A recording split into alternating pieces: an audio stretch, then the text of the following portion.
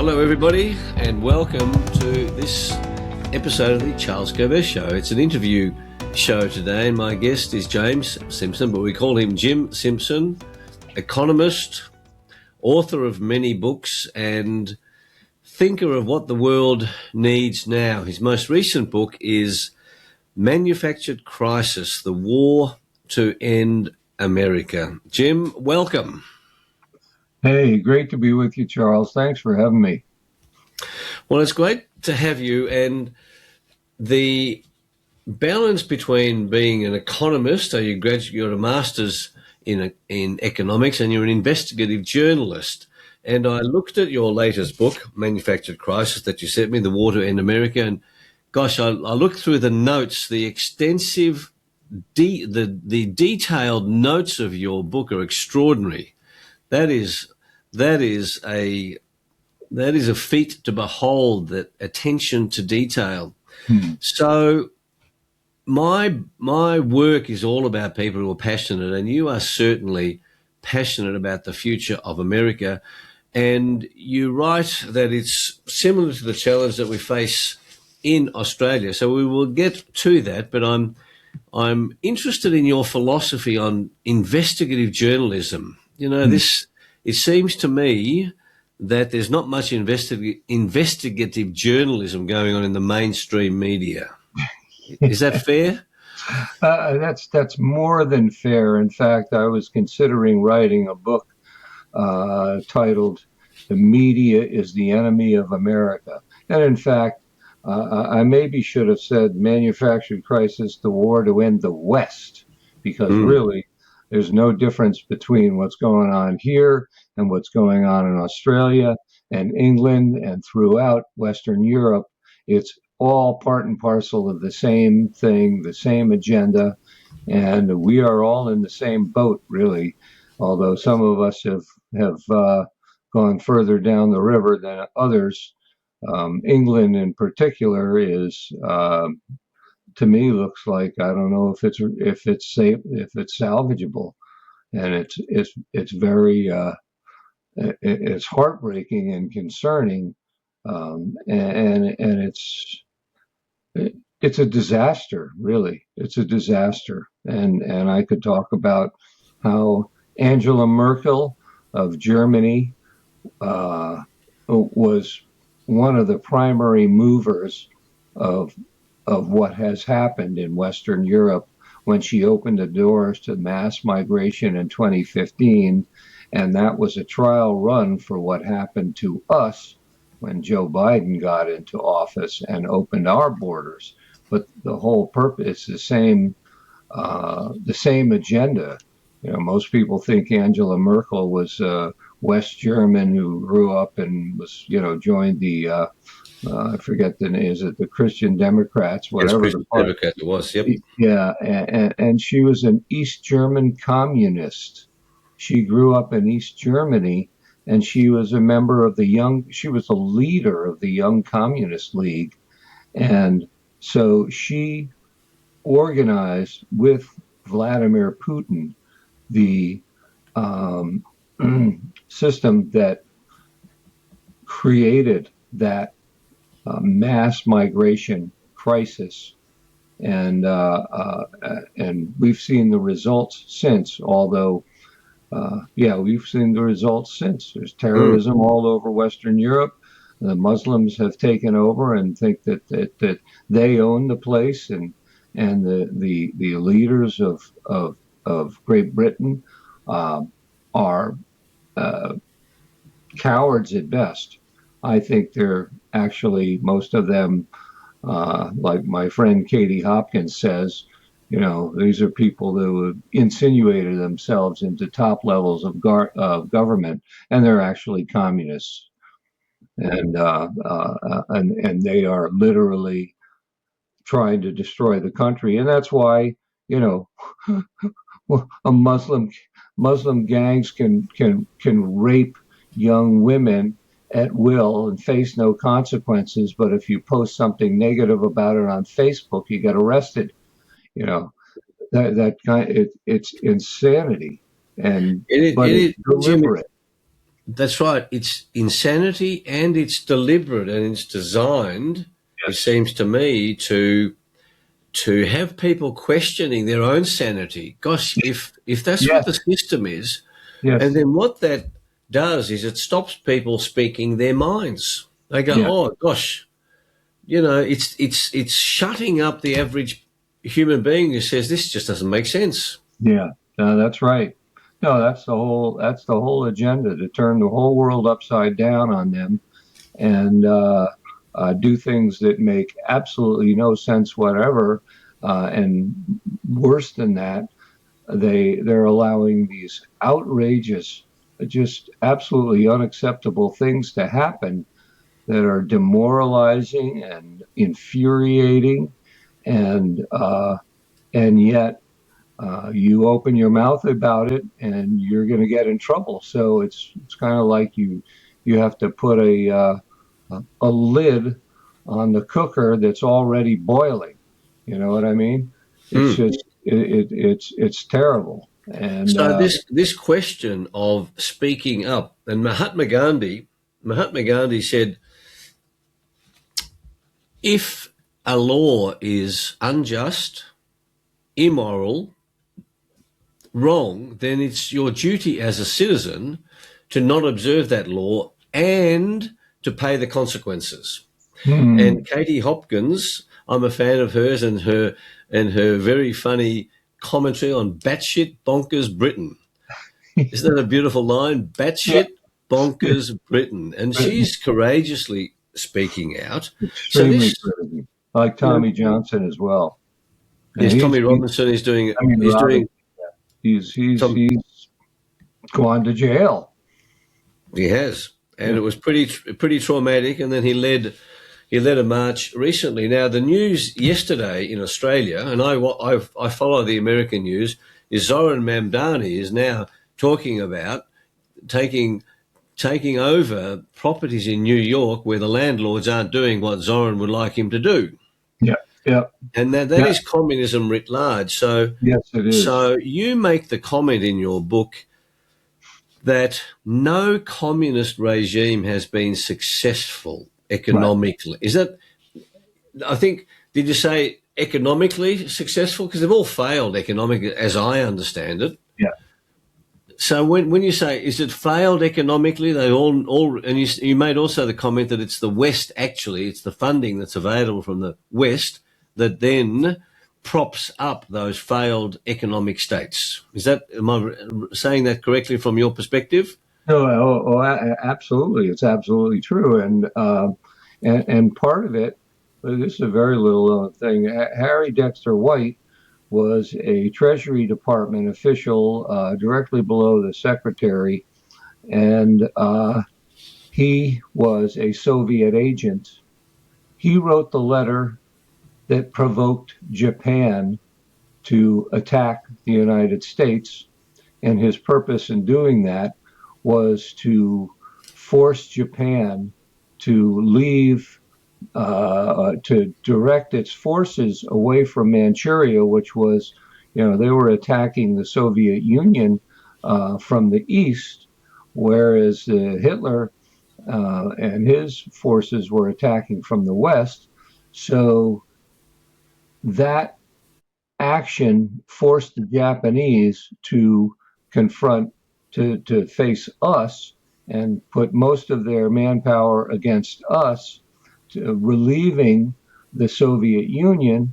And then for his treason, Harry Dexter White, Harry Truman, the buck stops here, Harry, uh, didn't didn't prosecute him, didn't investigate him. He made him the head of the World Bank, or he helped him. He was the founder of the World Bank. And then he also went to Bretton Woods to create the International Monetary Fund. And, the World Bank has done nothing but fund dictators throughout the world since its inception.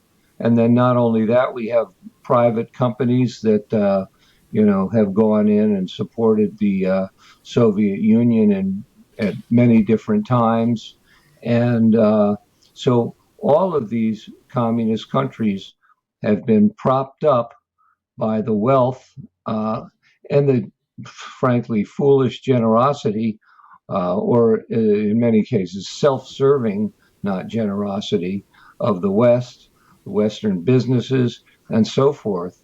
And they wouldn't survive otherwise. In fact, Reagan kind of knew that, uh, that, if we cut off all funding for, say, the United Nations and all loans and things to communist countries, they would wither on the vine and die. And I think that's one of Trump's strategies in facing communist China, trying to cut off the oil to them, making those things very difficult because, communist China is a big, powerful economy, but why are they a big, powerful economy? It's because we basically moved our manufacturing capacity to China, and we gave them not merely manufacturing, but manufacturing know-how. Before we came along, they didn't know how to make an assembly line.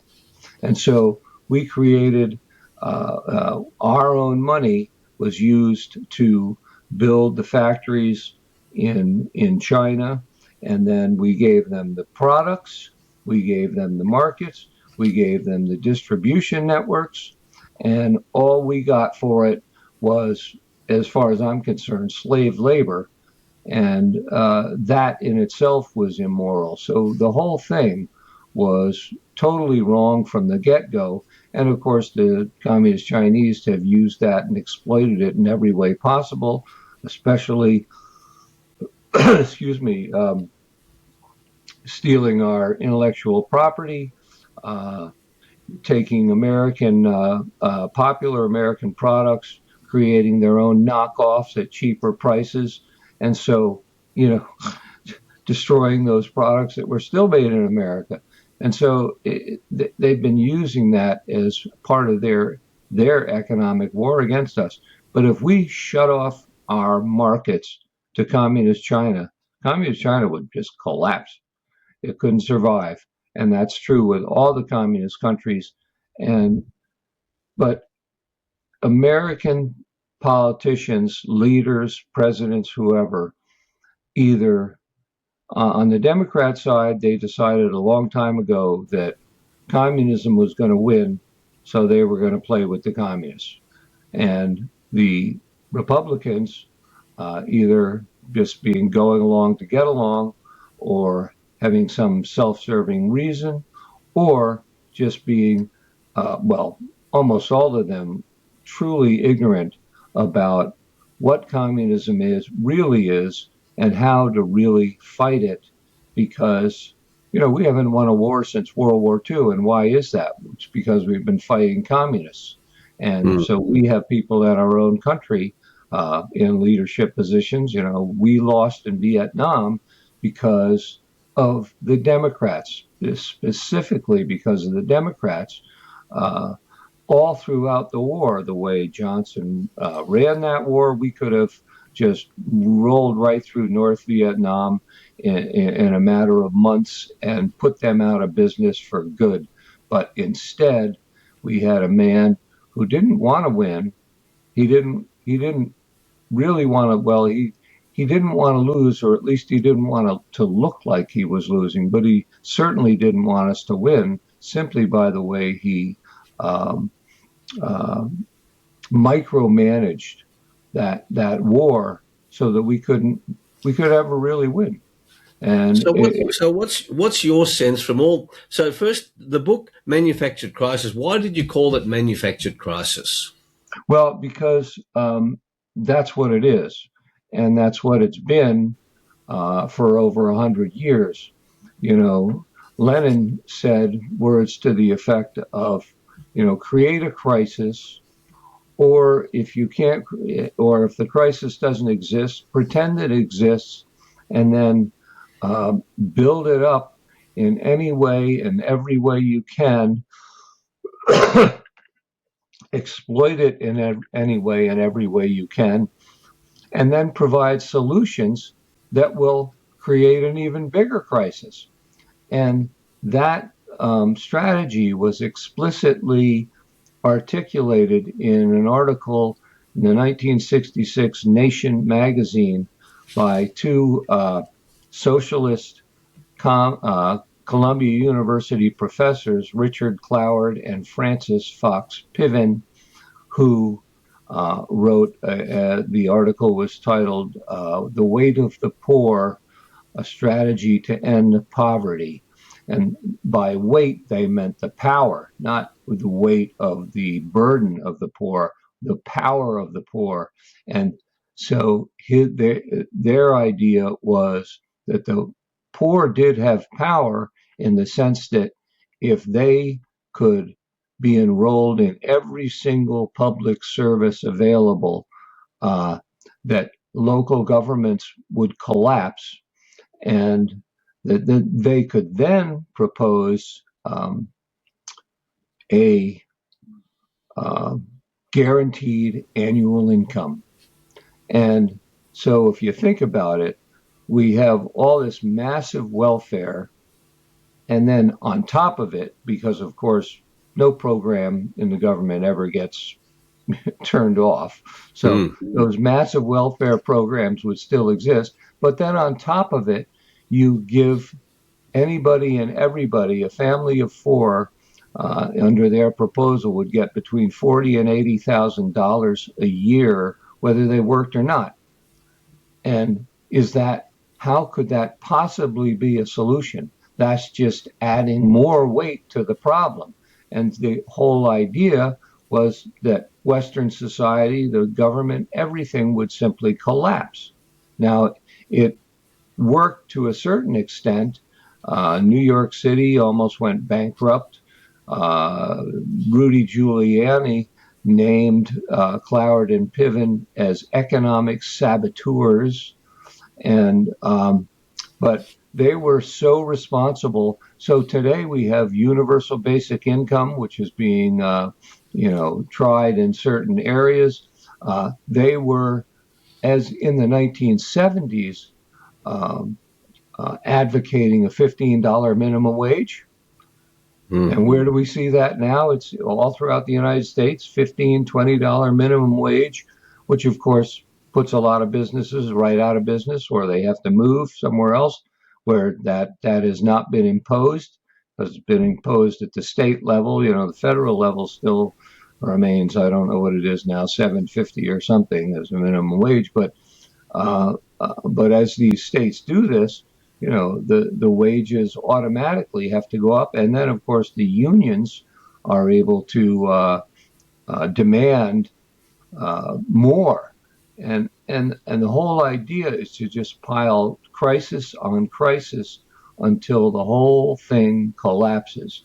And that has been the agenda ever since Karl Marx wrote the Communist Manifesto in 1948. Their goal 1848. Yep. 1848, excuse me, was their whole goal was to destroy capitalism. And that's what they say. And your subtitle, the subtitle of Manufactured Crisis is The War to End America, as in the end of capitalism, literally, correct? Well, the end of capitalism, yes, and the imposition of communism, and to create as many problems, to create chaos in all aspects of our society, whether it's cultural or economic or military. It really doesn't matter. Take your pick. They've been working to destroy every aspect of our nation. Under Joe Biden, their biggest priority in the military was diversity, equity, and inclusion, and celebrating Pride Month. They had no interest in doing anything that would actually strengthen our military. Quite the opposite. Good order, morale, and discipline. Jim, Australia has been following the same pathway, and so it seems to me in the UK and Canada, this has been a well orchestrated plan against the West. Yes, and it seems to it's clearly supported by the mainstream media. You know, here Yeah. in Australia, the mainstream media, the Murdoch press is pushing back to some degree, but this understanding of most people, and of course, then the education system Yes. also doesn't teach these issues. Now, come back to Karl Marx, because I'm fascinated that your previous book was Who Was Karl Marx, that Yep. you self-published, that rose to number 36 at Amazon. Yep. And Glenn Beck said this book should be in every household in America. Now, Yep. Karl Marx was quite a character, wasn't he? And he, you know, I've got a book sitting here. I want to show it to you. Yeah. That extensively talks about Karl Marx. It's The New World Order by William Still. I've seen that. I haven't The read it, but Ancient I've seen that. Plan of Secret Societies. And in this, he also examines the life of Karl Marx. So give us a snapshot of what was driving Marx. You know, he seems to have hated humanity, and that's what William Still writes about. Give us Yes. a snap, you know, give us what you've learnt about Karl Marx in writing that book. Well, he hated the world. He really hated himself. Um, and as I describe him in the book, it turns out that he's a personality type. You know, you find all these Antifa people, they're very much like what Karl Marx was actually like. He never worked a day in his life. He never understood anything about what capitalism is. His economic theories were a joke. I mean, ridiculous. He came up with his three huge books on economics. You know, 30 years after he wrote the Communist Manifesto. The Communist Manifesto was his playbook, and none of the other stuff was just brought out to kind of justify it, but it was just gobbledygook. And he never worked.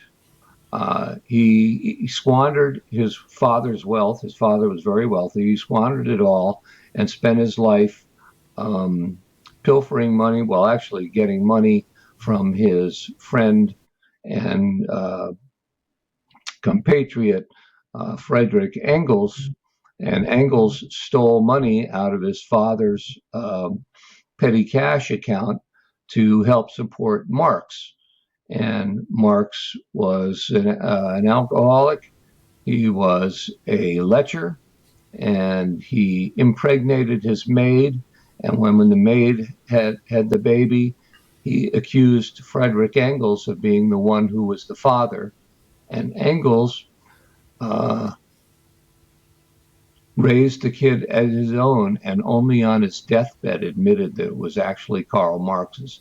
And the kind of person Marx was, I mean, you know, his later years, a fat slob.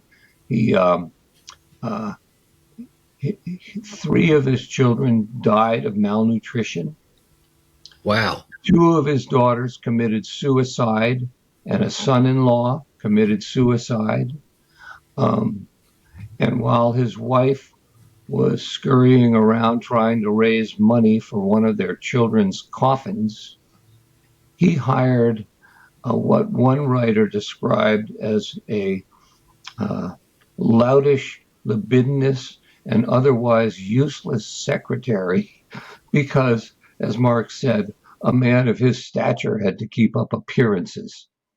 You know, he was just absolutely self-absorbed, self-centered, and his friends describe him as a man who was just absolutely full of hate. He brooked no opposition. He he had to be the leader of everything, and you did not oppose Karl Marx. Now, this is a personality type. It's the personality type of a rich, arrogant, spoiled brat. And that's what we. So Jim, what made you write a book about him? I'm fascinated. You know, I've got to tell you know what was your motivation to understand this bloke?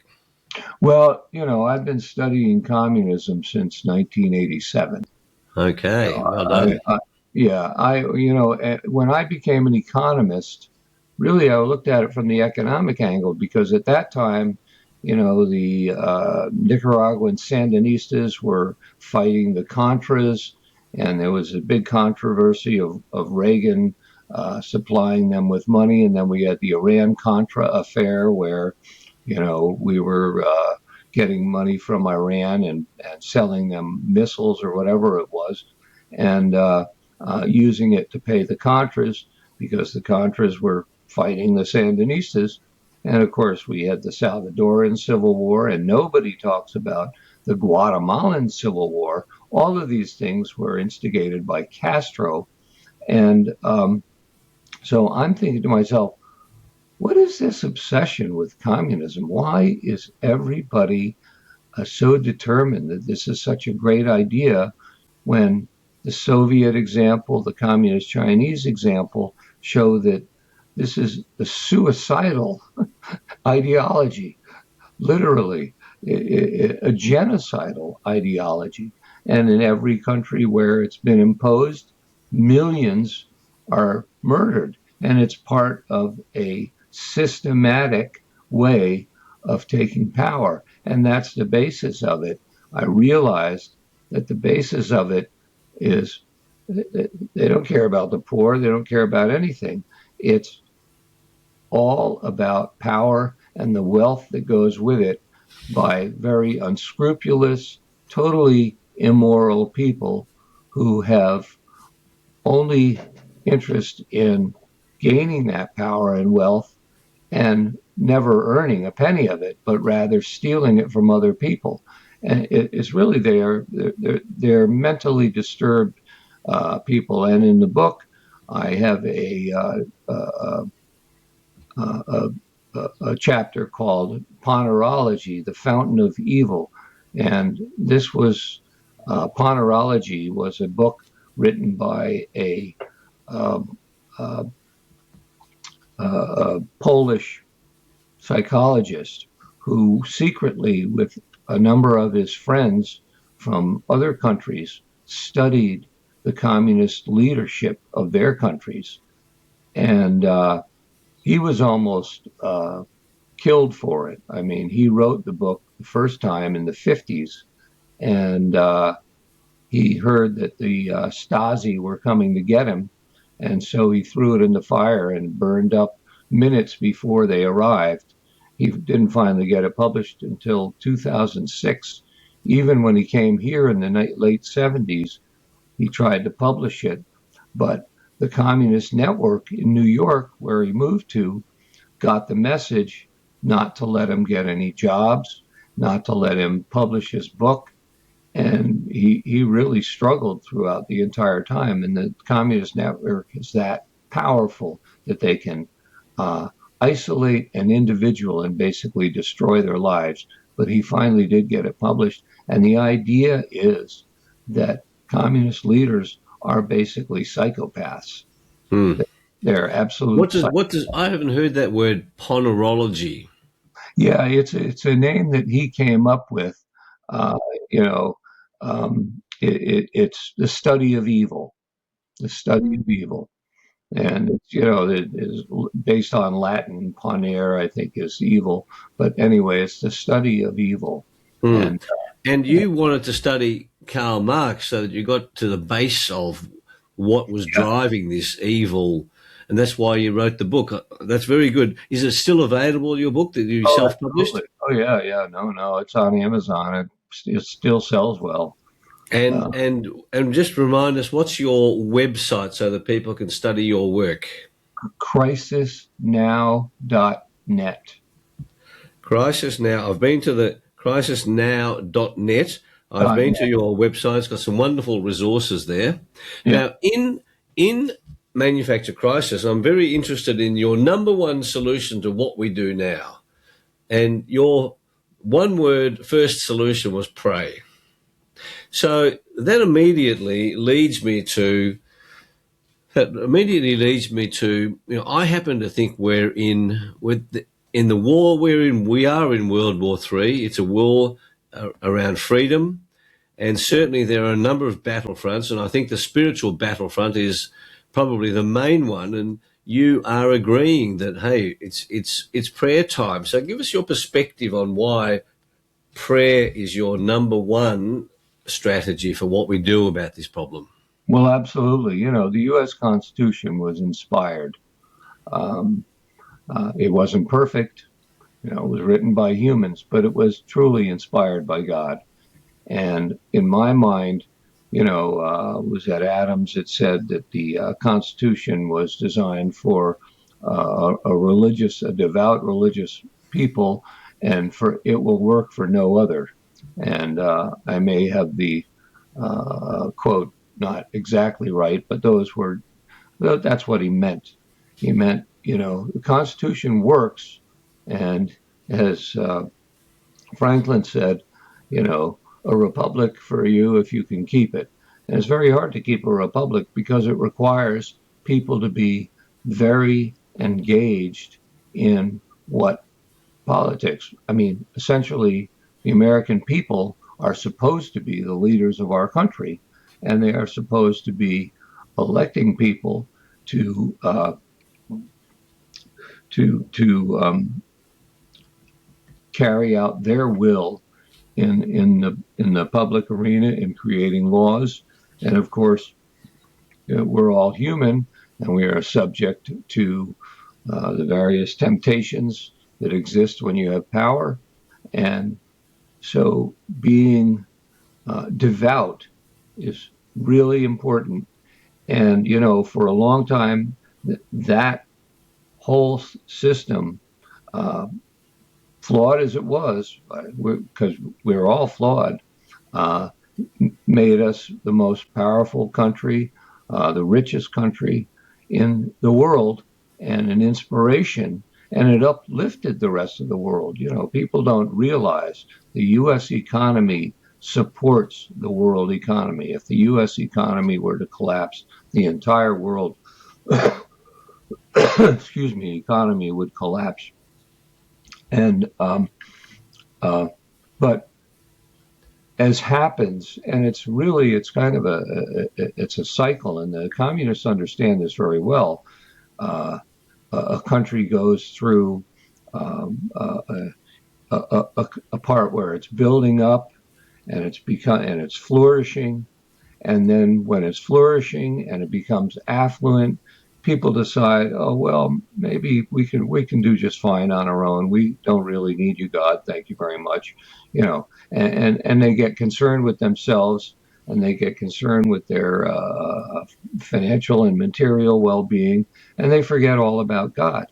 And that's basically what's happened in our country. And Mm. it it it, it happens naturally, but in our case, it was turbocharged by the cultural Marxists, you know, who took over our institutions. I know you've heard of the Frankfurt School, School Hmm. for Social Research in Frankfurt, Germany, that was relocated at Columbia University in the 1930s and created what they called critical theory, which which criticizes everything about the West. And now they have critical race theory, they have critical legal theory, they have critical pedagogy, they have critical women's studies, critical Latino studies, you know, and critical legal theory has taken the place of the US Constitution in law schools. So we are turning out radical leftist attorneys and judges. And this is why you have these lunatic decisions by judges that, you know, for example, enabled that woman to sue President Trump for allegedly raping her when, you know, you look at Yes. that woman and you say, well, I'd rather have a goat. You know? And it just, you know, it's totally insane. And I'm glad she's being countersued now, and she's going to pay for her. But the judges behind all of those moves, they're all totally corrupt, and and that's what comes out of it. And and the trouble is, like in the '60s, Herbert Marcuse, I don't know if you've heard of him, but he was a very influential Frankfurt School Marxist, and he became what the so-called father of the New Left, the American, Students for a Democratic Society, and he also wrote a very influential article called "Repressive Tolerance," and he argued that um, the left didn't get equal time in the news. Now, this is totally ridiculous because as far back as the 50s, the left had control, actually, of the 30s, the left had control of the news media. And, um, you know, Joseph McCarthy was the first example of somebody being, censored and smeared and silenced. So that was in the 50s. But um, um, And interestingly, repressive tolerance, Gad Saad, his latest book is called Suicidal Empathy. yeah, That America yeah, is marching to causing its own suicide by being empathetic to all these crazy ideas. yeah, and that's the whole thing about it. They, oh, how could you not want to help the poor? How Mm. could you not want to give these people equal rights? How could you not want this, that, and the other thing? And of course, it's all sold under the mantle of compassion, uh, but it's really a very devious, satanic um, uh, tactic because we go along with it because of our emotions. And I hate to say it, but especially female emotions, uh, those emotions of empathy, you know, and um, and That's that why was the it's whole. who would not want to help the poor and the sick and the Yeah, yeah, needy? yeah, yeah. And the thing is, like I say, welfare. And this is one thing I knew as an economist that bothered me about welfare. Welfare doesn't help people. Welfare enslaves people. Now, there's always been, and people say, well, what do you do if you get rid of welfare? There's nothing there. Well, that's not true. We've always had the dole, but the dole was provided by state and local governments and in a very big way by churches. And in that circumstance, it was of necessity limited. So the idea was if you were in trouble, you turned to your church or you turned to the local government and you might get some help to keep you afloat until you found another job. And welfare, of course, took all that away. You didn't need to find another job. And so your life became essentially useless. And all of those things contribute to demoralization, even though people don't realize it. You know, we're all put on here for a purpose. And if we don't work on that purpose, we are essentially wasting our lives. And Jim, just hold that people, thought. We're here for a purpose. yeah, And in my work as a passion provocateur, following my legal career, which I thought was my purpose, my and I'm an expert in passion now, but 33 years I've been doing this, and in my view, what we're passionate about is a clue to that purpose. mm, Okay? So the mm, passion comes from our soul, yes, and you go, oh gosh, that's what I'm passionate. That's a clue to purpose because I agree with you that it's having a purpose to life that makes it worthwhile. yeah, absolutely, absolutely. That's why we were put here. Mm. And the thing is, so as people become more affluent, they decide, well, hey, we're doing so great. We don't really need God. And then the communists come along, and I say Herbert Marcuse in particular, because he wrote a book in the 50s called Eros and Civilization, where he advocated something called polymorphous perversity. And he said that sex was a political act. It was Wow. not something. Yes, exactly. And Wow. he became. They called him the father of the sexual revolution. He was father of the new left. They say he was responsible for that corny phrase from the '60s, "Make love, not war." And the idea was, you know, you give people license to be immoral, and our instincts and our desires, if we have not maintained a close relationship with God, are allowed to go wild. And what happens when they go wild? Our nation, our country, our world turns into a jungle. Mm. It turns into a jungle. And as those instincts are released, they uh, uh, they grow, and then they metastasize into all these other things. Rampant growth of homosexuality, and now transgenderism, and Hmm. it just never ends. I mean, of course, there are people in the United States and Britain, and I think maybe elsewhere, advocating that pedophilia is just a lifestyle. You know, it's it's That's it's true. not. They're really pushing hard on the pedophilia, aren't they? Yeah, The yeah. pedophiles. And what could possibly be worse?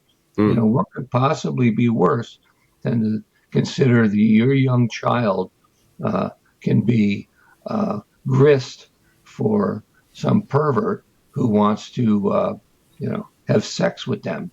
Mm. It's just It's shocking. It's shocking. it's I agree. shocking.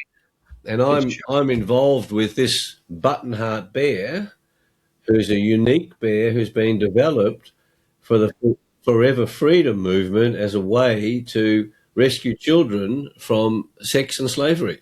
mm, Precisely. That it's so abhorrent to me as a father of 5 children. What could be worse? Now we've got to wrap up, because it's amazing how quickly time goes when we're having conversations. And I don't want to go too long. So sure. I'm interested in your disciplines, Jim. I admire your ability to write a book of such quality and depth. Manufactured Crisis: The War to End America. Thank you. And my question to you, and I haven't warned you about this, what do you look at the disciplines that you apply in your life? Because to be an author of multiple books, to be an economist, takes discipline. What disciplines have you found to be of great value to you? Well, you said passion before. When I realized what was going on in this country in 1987, I didn't sleep for 3 days because Wow. yeah, no, I realized at the deepest level what we are going through and what we face potentially in the future. And in fact, I thought we were going to be where we are today in like the 1990s. And so I really didn't save very much because I didn't think we had much of a future. Uh, it was Mm. crazy. Um, but, you know, I've always, I learned how to write in my first year in college, and had a very, very good teacher who, insisted that we back everything we say with a um, credible citation. And so I back everything I say. I quote other people. You know, I don't need to have an opinion. People say, "Oh, you're opinionated." Well, no, actually, all I'm doing is quoting what these people have to say. And so um, the research is difficult. And sometimes when you start to write a book, it looks like you're at the bottom of Mount Everest, and it's kind of overwhelming. But you just push yourself through it. Um, so, but it's being driven by the passion and by Mm. the fear that we're going to lose our country. So And passion drives your discipline. yeah, So then, in your health, because you look pretty healthy to me, it seems to me that you have also been disciplined about your health behaviors. Well, yeah, I go to the gym regularly. I work out. I think that's very important. You know, at 73, I do a lot of things that most people in their 50s can't do, or even 40s. And I work sometimes as a armed security guard, Hmm. and you know, I have to I have to be in shape to do that because there are situations that can be dangerous.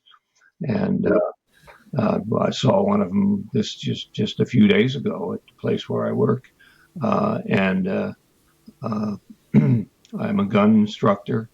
I teach people how to shoot.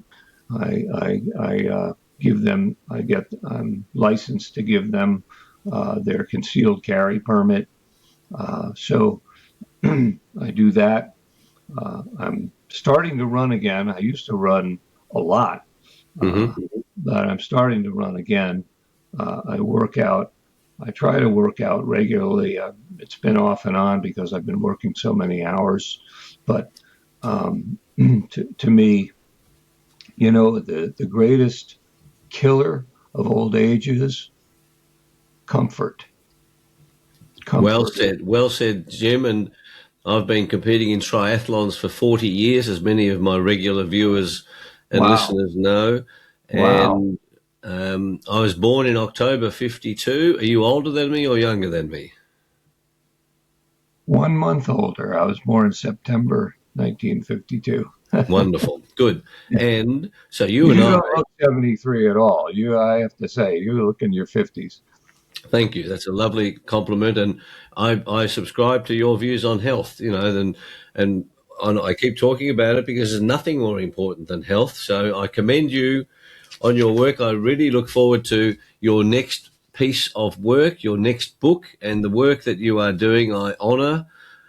I'm the same. I'm about freedom for Australia, and what you say about America is very much being replicated here in Australia. I know it. And I think one of the things that I got from your thoughts was that what prayer does is it helps us to behave appropriately. Praying drive it keeps our instincts under control, our behaviours under control. That's what I got from the conversation. Is that a fair Well, summary? yeah, yeah, and in Romans, God says He gave them over. People who rejected God, He gave them over to their base desires, and He lists them, Mm. including homosexuality and things like that. And um, God says, we have free will. We can accept God and follow God, or we can reject Him, and we get the results either Yeah, way. And that's the that's results when we reject Him are the things that we are seeing today throughout the West, well, throughout the world, really. Yeah. there is one. Look, we've run out of time, but one thing I want to raise just for your contemplation is I've been exposed to the online gaming world, not the betting world, the gaming world. Yes. And it has been brought to my attention from people expert in the field that there are 3.6 billion people who are frequenting that environment. And that is quite a demonic, satanic environment that the games have morphed into, these quite evil, violent, demonic, satanic themes. Yep.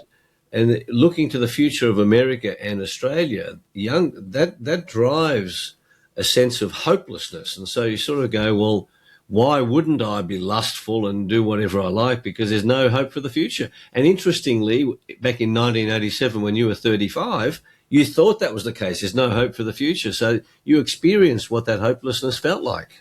Yeah. No. Absolutely. And the biggest problem, and I see this on a daily basis. The children, the kids, the 14 to 16-year-olds They come and they steal things. They get in your face and tell them they'll kill you. Uh, one policeman told me about a situation where a convenience store was held up at gunpoint by one of these kids. And when he went before the judge just said to him, "Don't go to that store anymore." Wow. Yeah. So the police feel powerless to do anything, and it comes down to parenting. Parents have to take better control of their kids. They have to take responsibility for their kids. And unfortunately, a lot of these things are going to require that we get a lot tougher on everybody. We need to make parents accessories if their kids are committing crimes. We have to bring them into court and say, listen, you straighten these kids out or else. There's so many ways. There are ways to force discipline on a society, but unfortunately, the society has gotten so out of control that enforcing discipline could even start to look like dictatorship, if you see what I mean. I do. We have that, Jim, we have that same debate here in Victoria, in Australia, that the young people under 18 are coming before the courts, they're being given bail, and they're not convicted, and bang, they're back on the streets the next day. So, all right, we've got to go. Thank you so much. I congratulate you on your wonderful work. So, Jim Simpson's latest book is Manufactured Crisis, The War to End America, and also get hold of his book, Who Was Karl Marx? I think that's a pretty powerful way to understand the origins of the evils of communism. So it's wonderful to be with you, and I look forward to having a further conversation as time goes on, Jim, because we've got a lot of work to do, you and I. Yeah, no, I'd love to do that. It's been a great conversation. I really appreciate it, and I'd love to be on again and talk some more. Beautiful.